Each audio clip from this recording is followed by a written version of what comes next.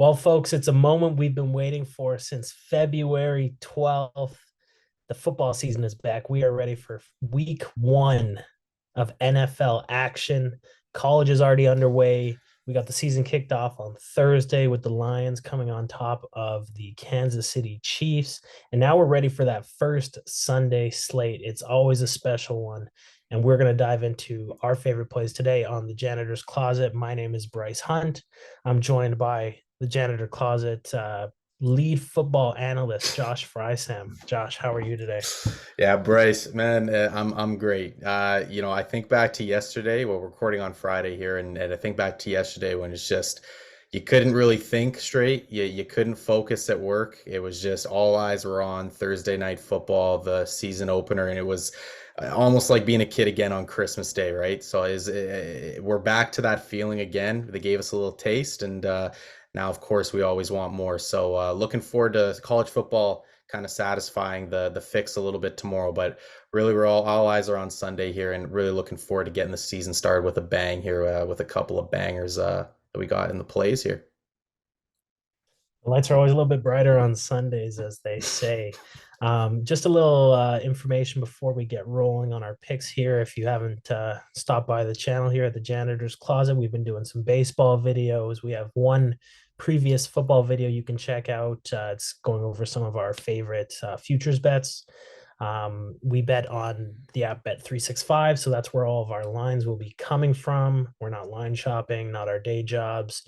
But yeah, these are all plays that we've done our research into and kind of crunched our numbers. And Josh specifically, football's a 12-month commitment for him, so he's dialed into all the off-season moves. Kind of he's ready for week one, he's ready for week 17, he's ready for the Always. Super Bowl, whatever you want. He's going to bring his best, and that's what he's going to do today as we start down south Mm, with the sophomore and the rookie here, a mm. little Carolina at Atlanta. We're talking about the debut, highly anticipated debut of Bryce Young. What do we have in Atlanta here, Josh? Yeah, Atlanta, Carolina. This is kind of a funny one that we're kicking the season off with this, Bryce, because if you reference the futures bet show that we had, our only other NFL show that we've already done, the futures bets, for those that watched, they'll remember I said how low I am on the Carolina Panthers this season and how high I am on the Atlanta Falcons this season. It's almost like a perfect storm brewed here in week one for us. We got a line at -3.5 in favoring the Atlanta Falcons.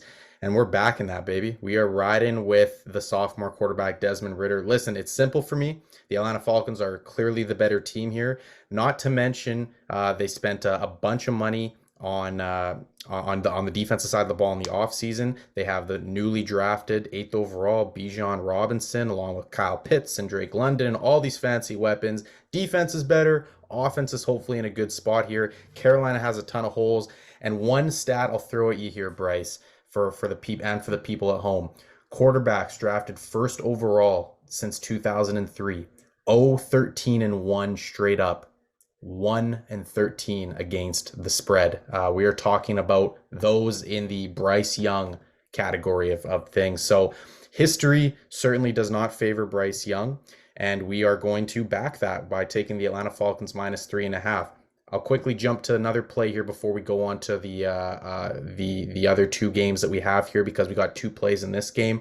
So to cap things off here, Carolina Atlanta.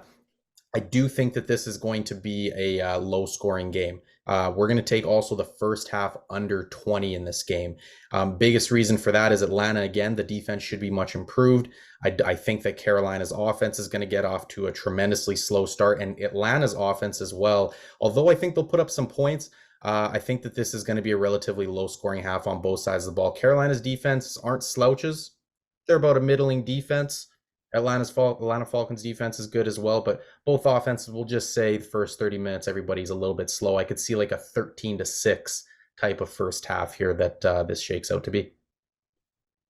So there we go. Our first two plays of the year are going to be the Falcons -3.5 and Carolina and Atlanta. First half under 20. We're now going to move to Foxborough, where the runner-ups in the Philadelphia Eagles are going to be taking on the New England Patriots at Gillette Stadium. The guard's been changed. It's now been a couple years since Tom Brady left Bill Belichick.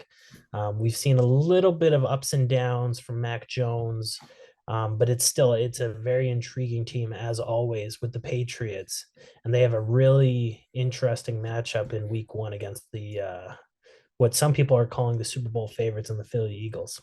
Yeah, yeah, I'd say like super. They're definitely the NFC favorites at the very least, and and there's a good reason for that. This is a team with absolutely no holes on it. They went into the draft, into the offseason with no holes, and then they've just essentially, well, they didn't plug any holes. They essentially just added on with very talented rookies. They added on to what's already a ferocious defense and offense as well.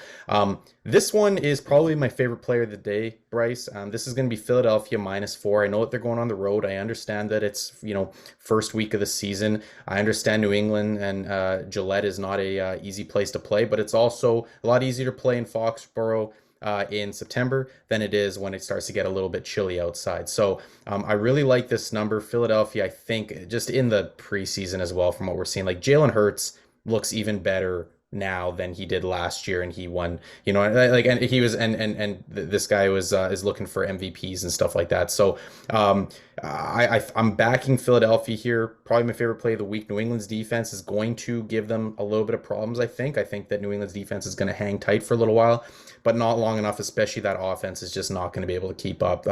I got little to no faith in that New England offense, if I'm being completely honest. So, yeah, I think that Philadelphia, although it may be a little closer than some people think, I got Philadelphia here easily covering -4. Good teams win games, great teams win on the road. And Ooh, that's what Philly's going to have to do as they try and make a statement, try and get get the first step on their way back to the potential Super Bowl this yeah. season. Our last play of the day here is going to be happening at M&T Bank. The Baltimore Ravens are hosting another first round quarterback pick in CJ Stroud and his Houston Texans. Josh, what do you got between the Ravens and the Texans here? These aren't just the Baltimore Ravens, Bryce. Let's be. These are your Baltimore Ravens. Come on now. I know that Oh, we got the janitor closet logos behind, but I mean, if we had if we shed that a little bit, I'm sure there's a little that we could see a little Ravens logo somewhere back there where you're at. Um, we got Houston at Baltimore here, and this one it's a big. I think this is the biggest spread of the week, -10. 10 point favorites, the Baltimore Ravens. There's a reason for that. Baltimore, in my mind, I'm high. This is a team I'm high on. Once again, Lamar Jackson, in my mind, is poised for a great season. This offense is poised for a great season. The defense, we already know, defense is there. They do what they do.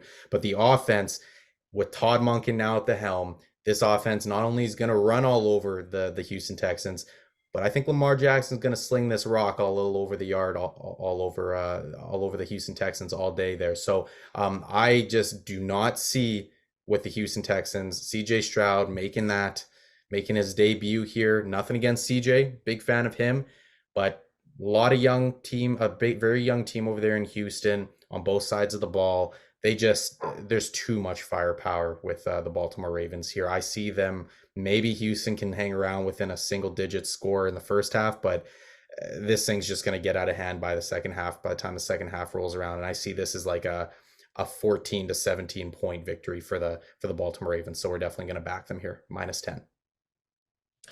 Yeah, I mean that's something we've seen a great defense last season, getting a rookie quarterback. You mentioned Lamar Jackson coming off his brand new contract, the Yep. weapons he now has to work with that he hasn't had in previous seasons. The running back by committee approach still in full effect.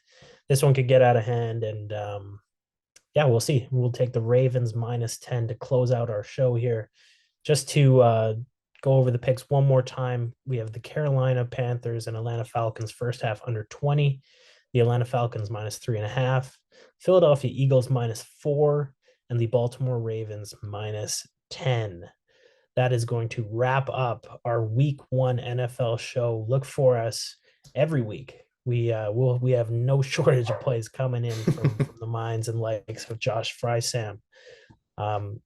Yeah, let's get to it, Josh. Let's have ourselves a little weekend here on the gridiron. We got, hey, listen, I think it's also important to note last year, like we were sizzling last year, right? Like we were hitting at some absurd rate last year, like 70% or something crazy. Okay. And that's, it's hard to ask a couple of guys here to sustain the 70% hit rate. So I don't think that's a lot to ask. But listen, the bar has kind of been set here for us, and we're expecting a very successful season. We're starting with a bunch of favorites in the first half under, but we're really confident in these. So let's make sure we have a season here, and hopefully we try to match and or exceed that 70% threshold this year. Good teams win games, great guys win bets. Someone Yes, once sir. said that. I don't think so. On that note, we're going to wrap this up, folks. Thank you for tuning in. Hit the like button, hit the subscribe button if you like what you're seeing. We're going to be doing this all season, as we mentioned. So thanks for tuning in, and happy gambling.